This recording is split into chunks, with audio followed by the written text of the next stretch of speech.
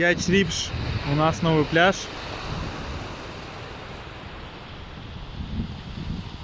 Оборудованный, ухоженный. Зонтики, шезлонги.